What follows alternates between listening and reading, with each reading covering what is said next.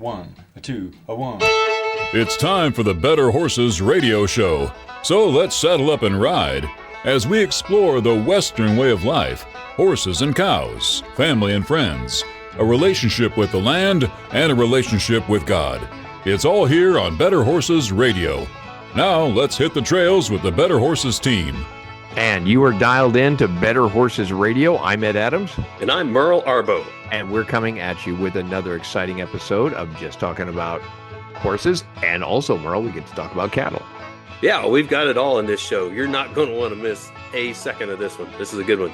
You know, we're getting into the fall and it's getting colder out there. We're getting our horses all legged up. But you know what? The season's pretty much over. So we really just got to keep our horses trained. I know you're trying to keep that going on your barn. Yeah, I got a show barn, of course, and so I try to keep everything warm and slick and under lights and blankets and everything else. But it makes it a little more challenging this time of year, especially with the temperatures fluctuating so much. You know, and we're going to talk about that throughout the show, but I got to tell you, we've got some really great talent coming your way. We have John Darnell at 310 Ranch Life, and Merle, if anyone's looking to do roping or get that those cattle and those brandings going, this is the place to be. Is going to be the 310 Ranch Life with John Darnell. We also have Emily Miller Beisel. She's an NFR qualifier barrel racer, and she's going to be talking to us about the 2024 season and what it was like to get qualified. You know what? And she's ranked 5th, and we're heading out to the NFR coming up. And you know what? It's going to be fun to watch her go. Yes. And coming up, we also have, this is going to be our very first. We have Hollywood actor Chris Mulkey. Now, he's an American film television actor. He's been in many miniseries, a lot of Westerns. And you know what, Merle? He's also a blues American singer. I don't know, and songwriter. Yeah, he's kind of a one-man show, really. He writes, he sings, he writes songs, films. I mean, does it all. You know, we'll talk about horses with him. If anything, it may not be informative, but it will be entertaining. I promise you that. So, but before we get started, let's shoot it over to our Better Cattle Market Update with our very own Mark Oppold. Well, Ed, thank you very much. It was certainly good to see you and the team at the NAFB convention last week in Kansas City, and another stop on a busy road for you. But certainly appreciated the minutes that you and I had around the table during NAFB. That being said, here in a personal reflection last week, being inducted into the NAFB Hall of Fame. Wow, what a night it was for me and the family. Still hard to believe. This is the 80th annual meeting of the farm broadcasters. So you wonder, we did some estimating here, some probably 700, maybe 800 farm broadcasters from back in the 1940s until now that have been in and out of the business, some starting out as a farm broadcaster and then going into sales or radio management or in an agency work of some kind, but they leave farm broadcasting, but certainly farm broadcasters at one time. Over the years, then, of those, say, 700, 800 farm broadcasters at one time or another, they've had only 77 that have been introduced and inducted into the Hall of Fame. So I'm very, very honored. Had 30 family members in attendance last week. It was Thursday. Every Thursday night during the convention, they have their night of honors, giving away the journalism awards for some of the great work that has been done by other broadcasters during the year. The NAFB did a nice video history of my career, presented me with a framed picture and a bio and a lapel pin with the Hall of Fame designation. So very, very honored. Well, no Hall of Fame week, I guess you would say, in this cattle trade. November feeder cattle expire on Thursday. January is, at this time anyway, about $3.50, $4 discount to the November future. So we'll keep an eye on that. We do have a cattle on feed report Friday after the close, so it'll be next Monday, Thanksgiving week, which is another issue in here, but it'll be next Monday before the trade can react. Looking like the placement figure is always that important number, and that looks to be up 5 to 6%. And cattle on feed looks like we have plenty of supply getting through the first quarter of 2025. Technically, watching the January feeder cattle, since that'll be taking over and will be taking over the lead. January feeder cattle need to hold the 242 level here in our view, and if not, then 240 would be next that we saw here just in late October, early November. And with that, we wish everyone a profitable week ahead. And thank you, Mark. We appreciate that. Always enjoy him, and special congratulations that he deserves getting into the Hall of Fame there at the NAFB. And also, we're going to keep the NAFB, and Merle, we did that last week. We did that series at the NAFB, and that's the National Association of Farm Broadcasters. And I want to introduce Dr. Kristen Nichols, and she's with the American Angus Association, and she's going to discuss land stewardship and how ranches can strengthen their land through management practices. And continuing on our coverage here at the National Association of Farm Broadcasters, we get to talk to all of the professionals here at this convention. Right now at the Certified Angus Beef, we are talking to Dr. Kristen Nichols.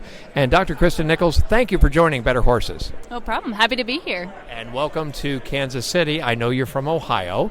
And for all our listeners out there, we are going to talk about better cattle, but she does have quarter horses, and she does show in Ohio and Congress. So she's a multi-talented person, I might add.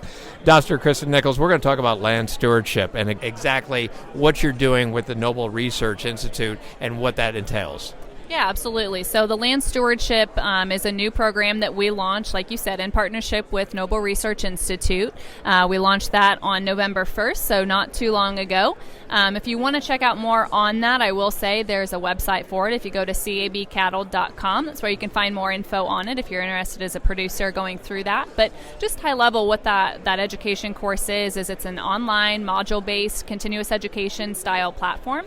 So it's free, it's accessible to any producer across the U.S. And the nice part is working with Noble and really utilizing their soil health experts is we've been able to really tailor that course to learning more about the soil health principles. So just for example, some things like promoting biodiversity in your forages, reducing tillage, reducing soil disturbance, increasing your ground cover, all those things that build into that soil health principle matrix that at the end of the day make us better stewards of our land, whether it's rangeland, pasture land. But ultimately, the nice part is all of this ties into building more resilient pastures and forages, resilient in terms of adverse weather conditions, whether it's drought, whether it's storms, and then at the end of the day, making producers more profitable on their pastures and their rangelands. Now, when we're talking about management practices there to strengthen our land, are we talking like new type of cover crops? Are we talking about different types of grasses that we should be planting based on those territories? That's a great question, and I will say this education platform doesn't necessarily get into specific practices. It's more so teaching you as a producer those soil health principles that then if you want to dive deeper in with Noble to talk more about specific practices, whether it's cover crops, whether it's different styles of grazing, different types of forages that you could incorporate into your systems. All of those don't necessarily get talked about in depth, more so just the soil health principles to help you then hopefully stimulate some ideas of maybe I need to look at covers or whatever that may be that fits you in your operation. We're always concerned about overgrazing our lands, and that's a big concern that we have. So let's talk about the ecosystems and some of the things we have to challenge. We do a lot of cattle drives out in the Flint Hills of Kansas. I'm always promoting that because it's just fun with our quarter horses. That's my equine slip into this interview. But can you talk about working grasslands and talk about some of the things that we need to, the symbolic relationship between basically going to the ecosystems on the ranches? Yeah, so I really think when we look at the entire ecosystem, cattle need to be a part of that, right? And that's really why we've developed this stewardship course, is because at the end of the day, cattle are good for these environments, right? And good for the wildlife. They're good for the biodiversity of your forages. They're good for that soil health, because a lot of times we don't think of soil as being a living being, and it is, right? There's microbes, there's fungi, there's protozoa that are living in that soil, and cattle fertilizing and turning up that land is good for that entire ecosystem. So I think what's unique about this partnership is putting the producer in the driver's seat, though, of saying, okay, how do I improve this land? How can I utilize the soil health principles in different practices that are out there to maximize my land and that ecosystem and make it all work together. And I think ourselves as well as Noble realize that we need to keep farm and ranching families profitable. We need to keep them resilient so that we can keep those ranches and farms in that family for generations to come, so that we can continue to have cattle on those ecosystems. And if you're just joining us, we're talking to Dr. Nichols and how Certified Angus Beef is working with others in the beef community to advance sustainable and, more importantly, the supply chain. Okay, I'm going to throw you a curve, all right? Don't get mad at me over this interview. But, we go out to Flint Hills, we're seeing a lot of buffalo out there. Is that really challenging to the land mass, or what kind of challenges does that put in, especially when they're doing buffalo and they're also raising beef? Ultimately, buffalo are a ruminant animal as well. So in terms of ecologically in their function, they are essentially a large cow. I mean, they have the four stomachs. They're ruminating those forages that, we really wouldn't be able to use for anything else. We need to graze ruminant animals on it, whether it's sheep, goats, cattle, bison. We would love for it to be for beef cattle production, of course, to produce more certified Angus beef. But at the end of the day, I think as long as we're keeping farming and ranching families in business, and if that's an alternative revenue stream, maybe, good for them. But maybe one day we'll get them into the Angus cattle breed. Who are we to argue, right? So, and I want to thank you for joining us. First of all, we're talking to Dr. Kristen Nichols at the Certified Angus Beef. Thank you for joining us, and we look to have you come back on Better Horses. Thank you so much. Okay, we got enough better cattle going. Let's continue it on with Better Horses. We're going to have more of equine discussions coming your way right after these messages. I'm Ed Adams. And I'm Merle Arbo. And we'll be right back. Get quality you can stand on. Hoof Grip is the proprietary formula that provides shock absorption for your animals with no ice buildup, slipping, cracking, or sogginess, making it the safest, most comfortable, and maintenance-free flooring on the market. Hoof Grip installs quickly and easily over existing surfaces, is easy to clean, and withstands extreme heat or cold. From vet offices to barns, wash racks to trailers and more. Visit hoofgrip.com to find a dealer in your area today. We're here for the hardworking, the resilient. We're for the people who measure their days by what needs to get done, not by hours. Where kids learn responsibility at a young age and generations work side by side. Where work doesn't pause for holidays or bad weather. It just gets harder. Where value and hard work means more than the clothes you wear. We're Kleinschmidt's Western Store, Higginsville, Missouri. Routine dental examination and treatments are essential for high-quality horse care. To prevent potential problems, a horse's mouth should be examined at least once a year. I'm Dr. Chris Blevins, Equine Field Service Veterinarian at Kansas State University Veterinary Health Center. We can examine the mouth and provide a treatment plan to meet the needs of each client and their horse. Visit us at ksvhc.org, the Veterinary Health Center, to discover, to teach, to heal. Since 1993, the Lawrence Old-Fashioned Christmas Parade has brought the charm of the season to life. This is no ordinary parade. Picture it. Majestic horses, jingling sleigh bells, and the Midwest's largest all-horse holiday parade. Join us on December 7th at 11 a.m. in downtown Lawrence, Kansas. Make it a family tradition and step into the spirit of Christmas with the sights and sounds of hoofbeats on cobblestone. It's unforgettable, and it only happens the first Saturday in December. Visit lawrencechristmasparade.org. We'll see you there.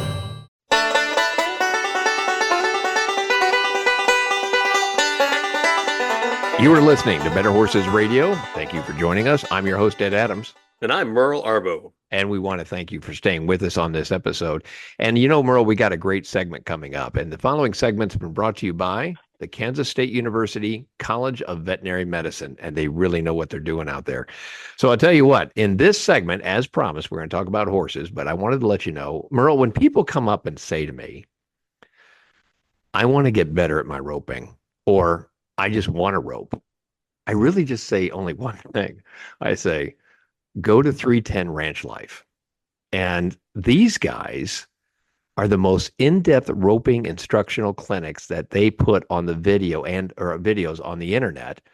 They break down their shots, their situations, and give us a better understanding and techniques and strategies that all cattlemen use to get their jobs done every day. And not only that, but they can also hook us up with ropes and gear and everything like that. So I'm really excited to introduce the founder of 310 Ranch Life, John Darnell. John, welcome to Better Horses. Thanks, Ed. You Good know, to be here. yeah, we are excited to have you on board. And I told Merle prior to this broadcast that I had a chance to go to one of your clinics, and it really took off like 4 years ago. And John, can you kind of walk through why 310 Ranch Life and talk about your clinics you're getting ready for 2025? Okay.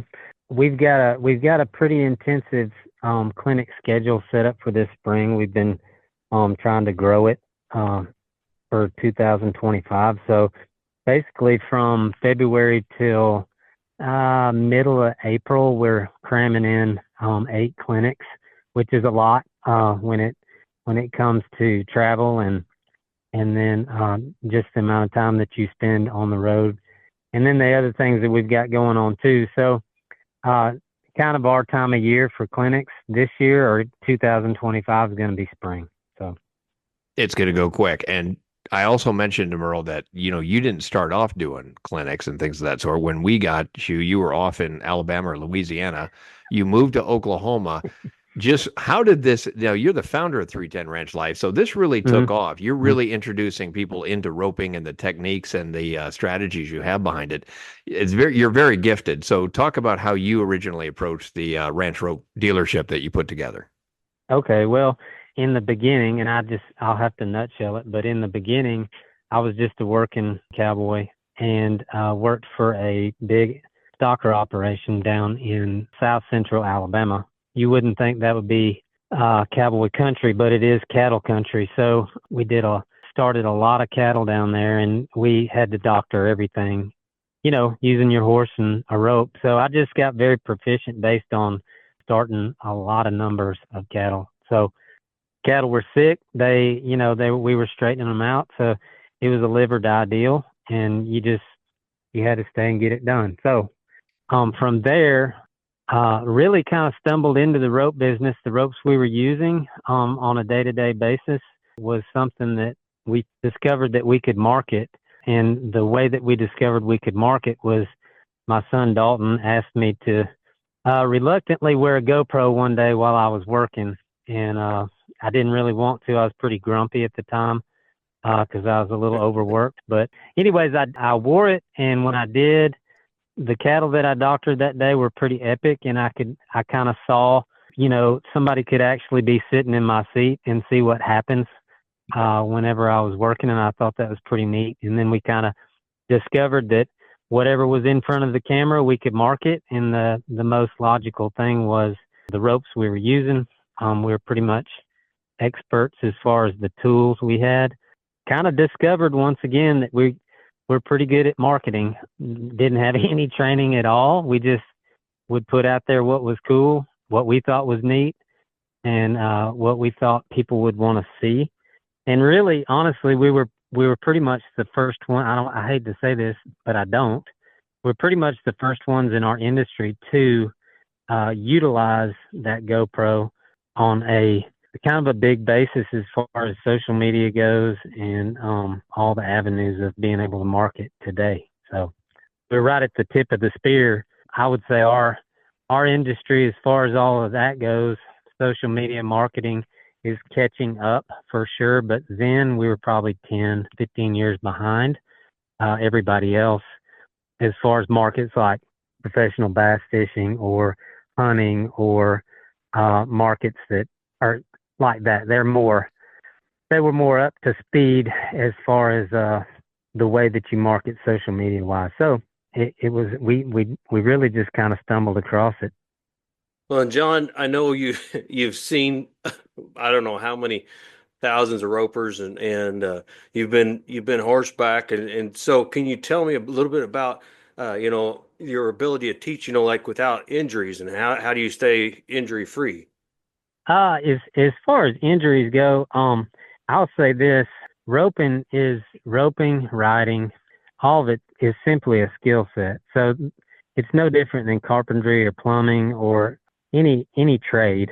Cowboying is a trade; it's an occupation. So people who are trying to learn that occupation have to understand that it's just a skill, and skills are learned through practice and repetition. You only get good at something or good enough to get paid for it if you if you practice and then typically go to work, and how you do that, you need a desire to want to do this stuff for sure. I would say that's the thing that's kind of ingrained in all of us that are in this industry as far as horses and cattle and ranching and showing and all of that.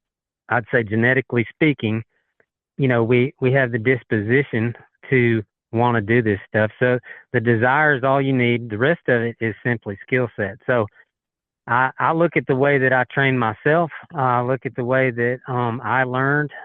Most of it was on the job training or guys that I was around that I learned from. But staying safe is simply a skill set. So at our clinics, we break it down A, B, C, D, E, F, G. If you got to have A before you get B and B before C, and it's very structured that way. So we want to push you outside of your box so that you gain ground as far as what you're learning and what you may be scared of or, uncomfortable doing. But I just feel like you need a lot of structure. And once you get that structure and you get that skill set, then it's really not that big of a deal. Then it's just applying that skill set to a job or, another avenue. So yeah, that's the way we keep people safe. That's a long way to answer that question is.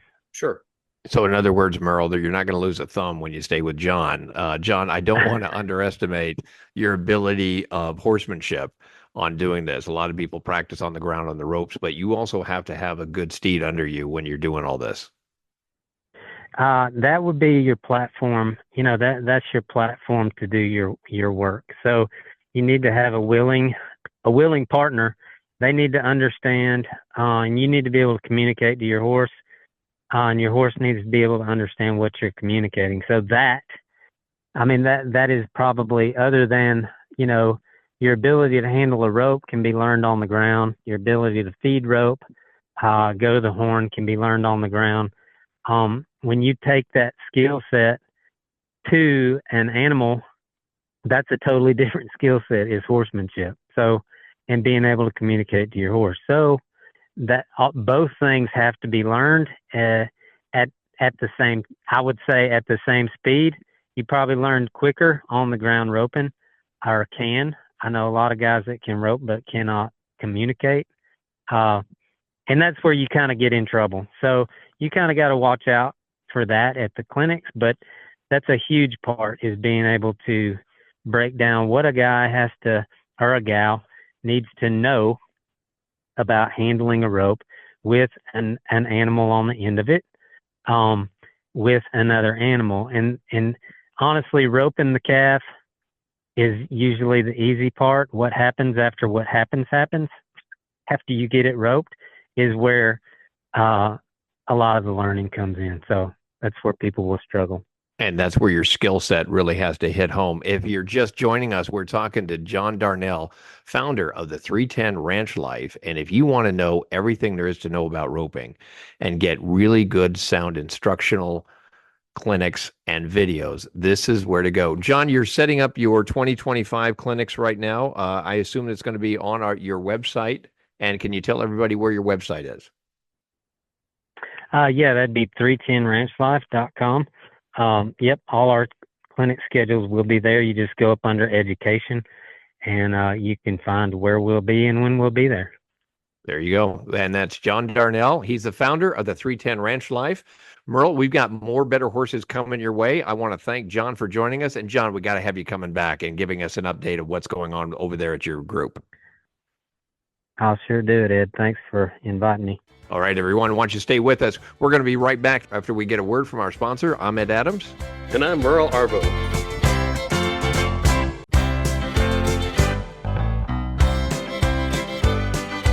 And you are dialed in to Better Horses Radio. I'm your host, Ed Adams. And I'm Merle Arbo. And you know this segment is brought to you by John Deere Dealers and Heritage Tractor. They are the ones to go to if you're in Oklahoma, Missouri, and Arkansas. Just check them out at heritagetractor.com. All right, Merle, we're packing up. We're getting ready for the NFR. This has got to be exciting. I know you're headed to Las Vegas.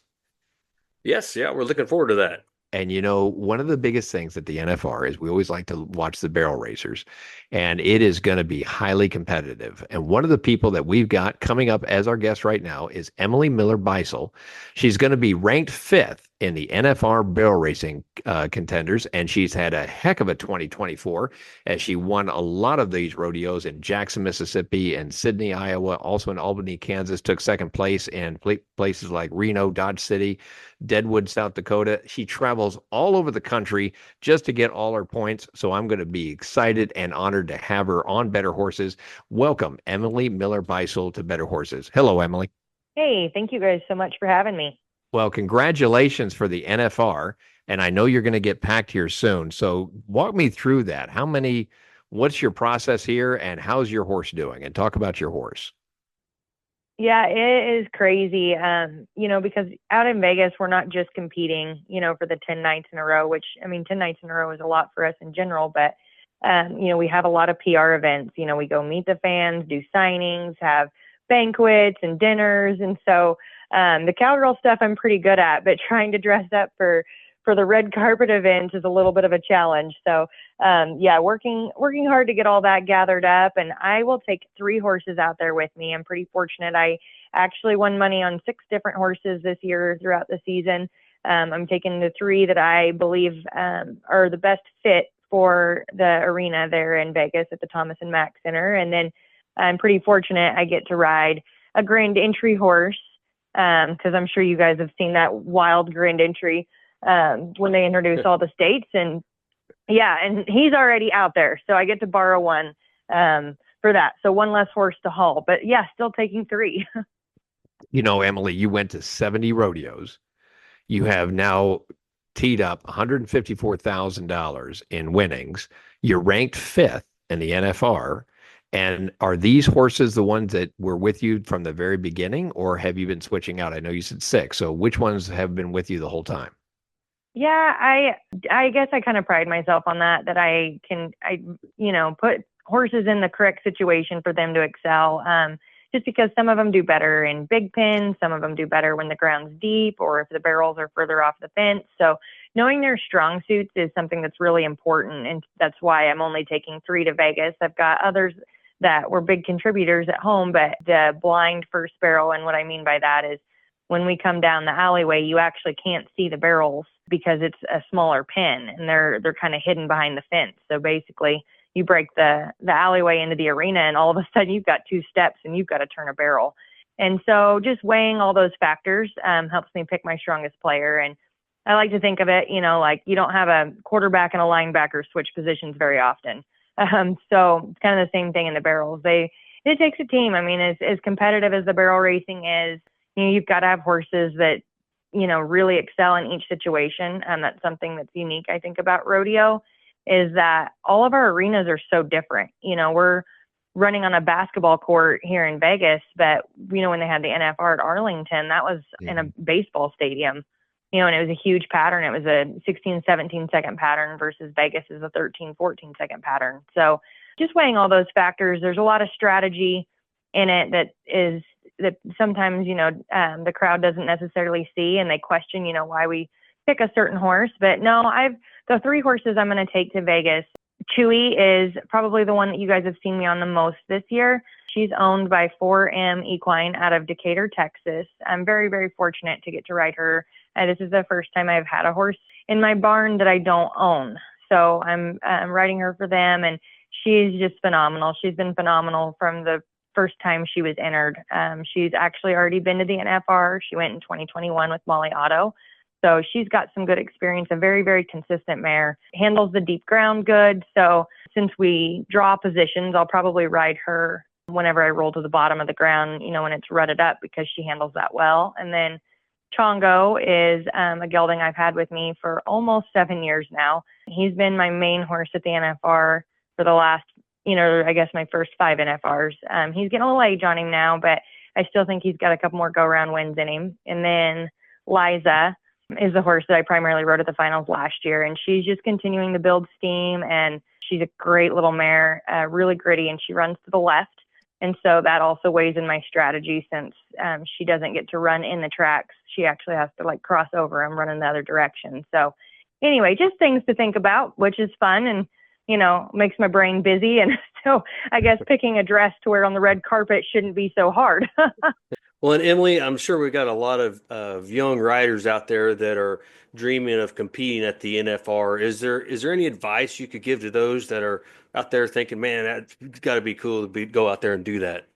Oh, keep dreaming, keep believing, and keep working hard for it. I mean, I didn't come from a rodeo family. We didn't have cattle or horses. I mean, we had a dog and a cat, but that was the extent of our, animal family members. And so, I got the bug for it when I was little, and I loved horses, and I was so passionate about them. And, my parents kept thinking it was just the pony phase, and the pony phase never died. It was there, and I was pretty persistent about it. So they didn't know much about how to handle it, but they kept, seeking advice from people that did have kids that wanted to ride horses. And, I started with 4-H and stuff and worked my way up. And truly, I mean, I was working full time as a dental hygienist, and I just had the right horse land in my lap, and the rest is history. Here we are. And now I work dental hygiene, just PRN. I'm only there probably 10 to 15 days a year. So pretty cool to see how this is all unfolded. And if you're just joining us, we're talking to Emily Miller-Beisel. She's from Weatherford, Oklahoma, NFR barrel racer, ranked 5th for going into the 2024 NFR qualifiers. And Emily, I got to ask you, so talking to Merle's point about training and the young people that are coming up, how do you get over the arena sour of the horse, and what are some of your techniques to keep them fresh and get them in a willing place of mind to really perform?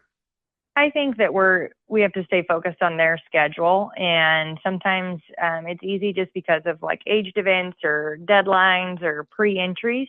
We get set on a calendar date, and we have to have a horse ready by a certain date, or we've already paid all this money to enter him to run at this race, and we'd entered 6 months ago, and the horse just isn't where it needs to be. And sometimes you got to look at the longevity of the horse. And so I oftentimes, I'm fortunate in that situation where I've got several horses to choose from. And if I have one that just doesn't feel as confident as I'd like for it to be, or is working through something, and we need to maybe back off and go to a jackpot instead of a, jam-packed performance with, 20,000 people in the stands, and that's what we'll do. And I think keeping what the horse needs at the forefront of your mind really helps aid in navigating those issues if they ever have them.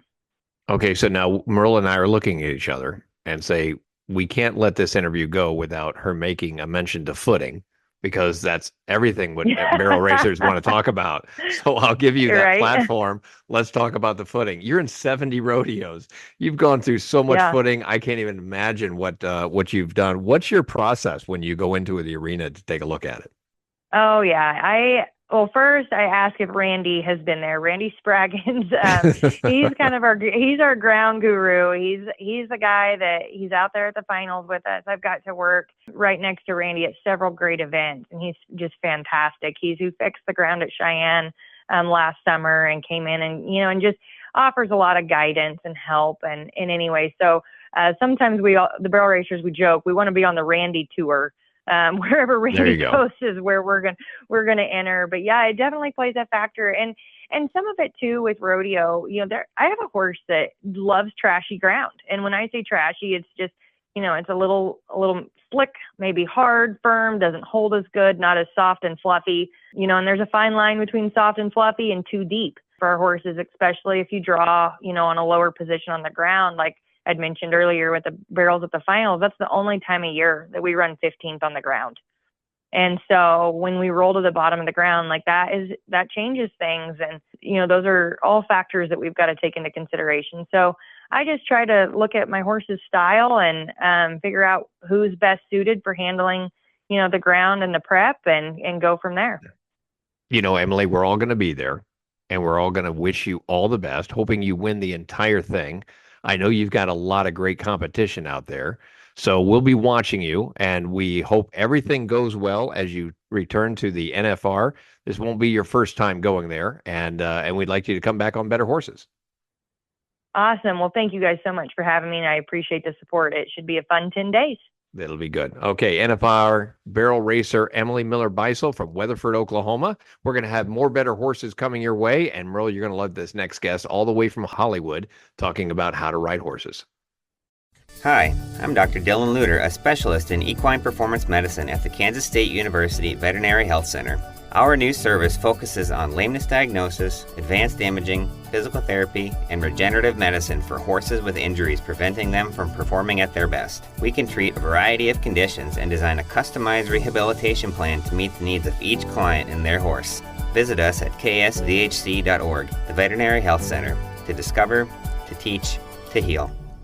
Hi, I'm Tommy with Heritage Tractor. Whether you're looking to maintain your yard or your whole ranching operation, Heritage Tractor has John Deere mower and tractor packages that make work fly by. With a variety of horsepower and attachment configurations, we have a package to best fit your needs and budget. To learn more about these exclusive packages, visit us in store or online at heritagetractor.com. Legendary products, extraordinary service. That's our heritage. Established in 1956, the Pinto Horse Association of America was formed to welcome all types of equines and maintain their show records and pedigrees. PTHA currently has over 88,000 members with 157,000 registered Pintos. There are currently 3 separate registries: the Color Registry, the Solid Registry, and the Long Ear Registry. We welcome all levels of competition within a family-friendly environment. Become a member, register, and add value to your horse. For more information, check out the website pintoworld.com. Get quality you can stand on. Hoof Grip is the proprietary formula that provides shock absorption for your animals with no ice buildup, slipping, cracking, or sogginess, making it the safest, most comfortable, and maintenance-free flooring on the market. Hoof Grip installs quickly and easily over existing surfaces, is easy to clean, and withstands extreme heat or cold. From vet offices to barns, wash racks to trailers and more. Visit hoofgrip.com to find a dealer in your area today. We're here for the hardworking, the resilient. We're for the people who measure their days by what needs to get done, not by hours. Where kids learn responsibility at a young age and generations work side by side. Where work doesn't pause for holidays or bad weather. It just gets harder. Where value and hard work means more than the clothes you wear. We're Kleinschmidt's Western Store, Higginsville, Missouri.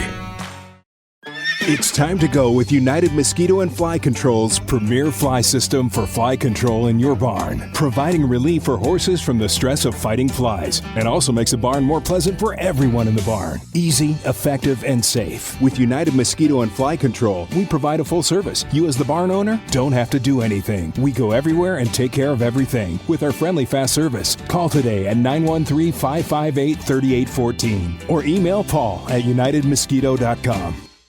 Since 1993, the Lawrence Old-Fashioned Christmas Parade has brought the charm of the season to life. This is no ordinary parade. Picture it. Majestic horses, jingling sleigh bells, and the Midwest's largest all-horse holiday parade. Join us on December 7th at 11 a.m. in downtown Lawrence, Kansas. Make it a family tradition and step into the spirit of Christmas with the sights and sounds of hoofbeats on cobblestone. It's unforgettable, and it only happens the first Saturday in December. Visit lawrencechristmasparade.org. We'll see you there.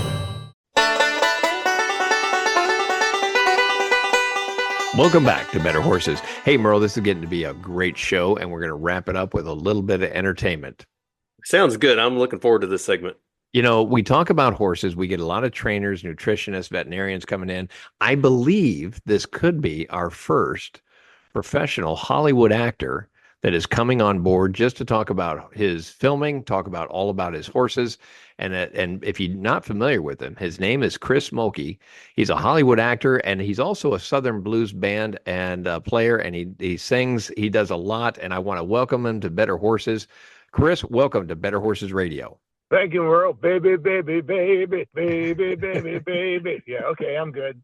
Okay, I think that works. So, hey, Chris, thanks for joining us. I got to tell you, I think a lot of people don't understand that you've been acting since, I think the last we looked at it, your first movie was back in 1975, and you're filming today. I mean, you're still moving right along. You've had some great successes with some great films and some great Western films. And can you tell us how you got started and what you're doing currently? Well, I can. I got to give a big shout out to Clint Eastwood, because when I was a young lad, I was I went to the American Film Institute in Hollywood with a film that I had produced, and I wanted to be a fellow there, but I didn't have enough juice to get in there, because a lot of guys had an uncle or an aunt that let Jimmy in the thing. So I just stuck around and helped people do their thesis films. And one day, Clint Eastwood, that cowboy actor from Rawhide, I don't know if you remember him. Yeah, he sounds familiar. He showed up in the parlor, and only 9 people at the AFI showed up. Me, Marty Brest, Ray Sharkey, but I wasn't even a member of it, so I was 10. And he went around the room and he said, "What do you want to do?" And he said, "Well, Chris, what do you want to do?" I said, "Well, I'm a writer and a producer, but I also want to get over as an actor in Hollywood." I actually used that term. And he said, "Well, go back to Minnesota when you're done and write a film starring you, and you produce it, but don't direct it. And I think you'll do well. Make it a feature." And so I said, "Absolutely." And I went back to Minnesota, and I raised $20,000, and we shot it 16 millimeter black and white, and we won the USA Film Festival that year. Oh, wow. Yeah. And then that was my ticket to Hollywood. I went and got an agent and started doing bad guys on TV. And then 10 years later, I did a sequel to the film and won Sundance again and got distribution all over the world. Wow. With a movie called Patty Rocks. There you go. So, yeah, that's how I started. But you've been into great films like The Long Riders, First Blood. You've managed to act in a lot of great films, and you kept going through this whole time. But when you're actually riding horses and doing films, that's a whole different skill set. Yeah, it is. It's a whole different skill set. Horses like me, and I like horses, but I don't trust them. Okay, that's probably... You never know. So how did you get involved in the Westerns? How did you make that transition from a kind of a producer and a writer to get into Westerns? Well, the first time I got into theater, I was an actor. I went to the University of Minnesota and I wrote a play and I was acting in it. And then I wrote a couple scripts. I went out to Hollywood to hang out with a friend of mine, and Aldo Ray was involved with this movie called Ride the Rough Country, and they needed a rewrite on it. So I rewrote it, and then I wrote a part for me of a stable hand where I get beat up and bullied by these cowboys, and Aldo Ray saves me. So that was my first Western. Yeah. You literally wrote your way into the script. I did. And I grew up in a small town in Iowa, so I'd been riding since I was like 9. I was at Johnny Blum's farm riding bareback and taking all kinds of chances. It was just crazy. But I have a rule, Merle. Always do the horse movie, no matter what. Like when I got Long Riders, I was offered another starring role in Roller Boogie. So it was either doing Long Riders or Roller Boogie, and it was easy choice. I roller skate really well, but I ride better. So, that was it. So, and of course, then in Long Riders, it's me and Harry Carey Jr. on a stagecoach. And so there was no riding at all. Yeah. We had a six up and stagecoach and down in Clayton, Georgia. And that was great. But yeah, I think I've done close to a dozen Westerns, and I enjoy them. It's great. I think one of our favorites, Broken Trail in 2006, that was a TV miniseries that won 4 Emmy Awards. And when you were acting with these guys, did you see any really good actors that needed some training with horses, or did you see everybody just naturally took to it?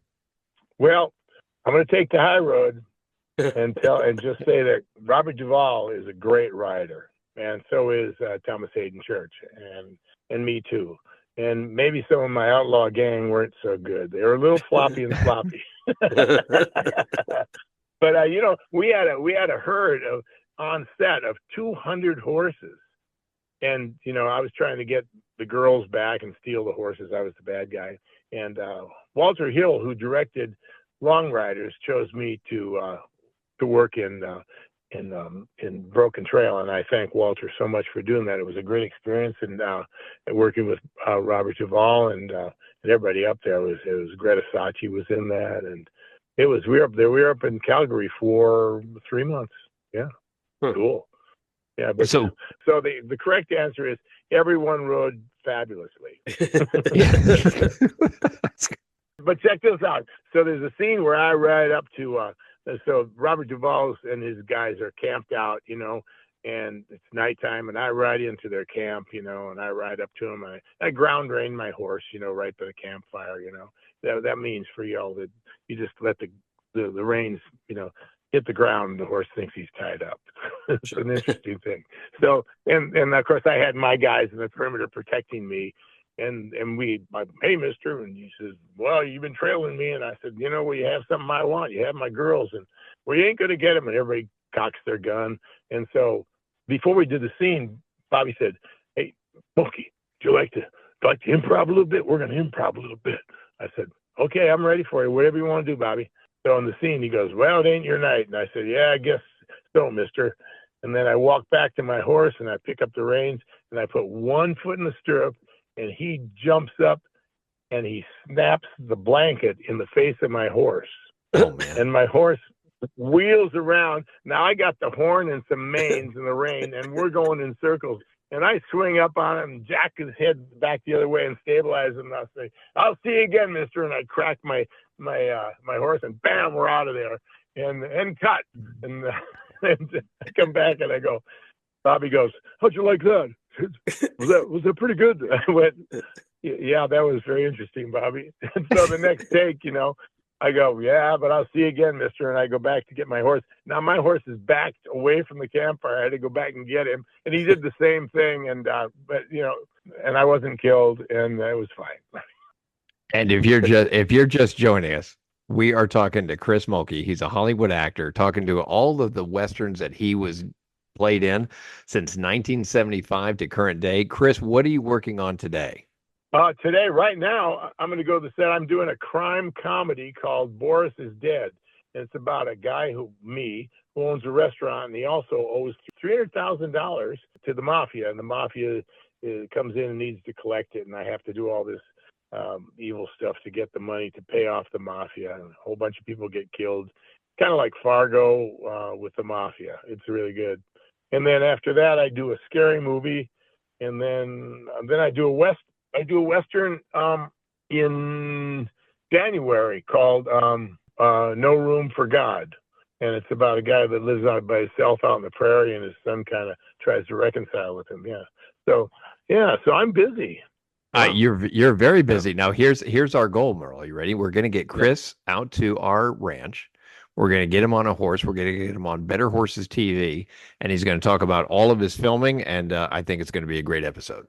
It would be great. You know, my goal was to actually see if he could write us into the script as extras, you know, and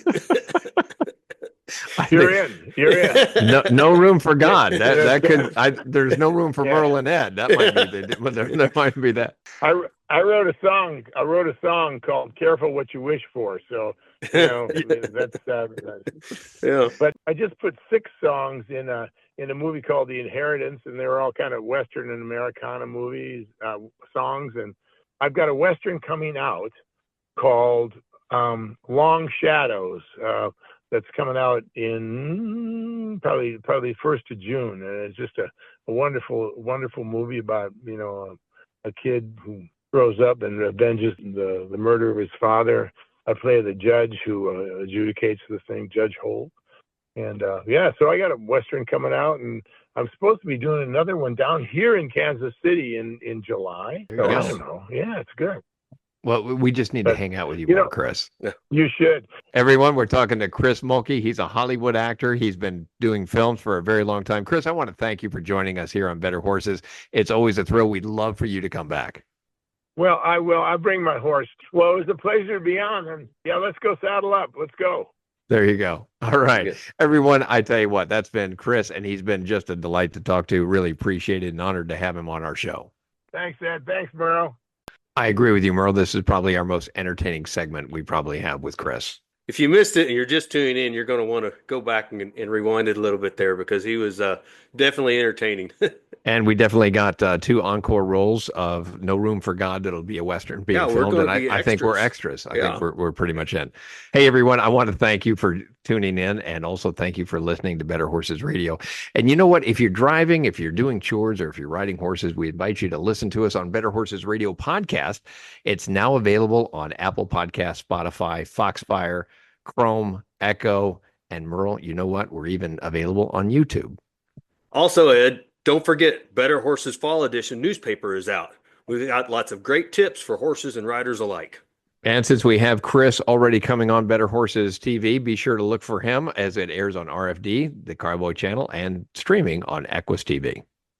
Ed, I also want to give a special thanks to the team behind the scenes, our radio producer, Brianna Johnson, our TV producer, Kelly Creech, and of course, all of our great sponsors.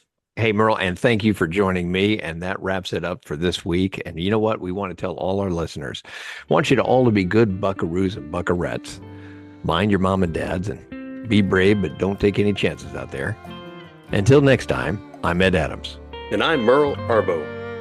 Happy trails, and always ride for the brand.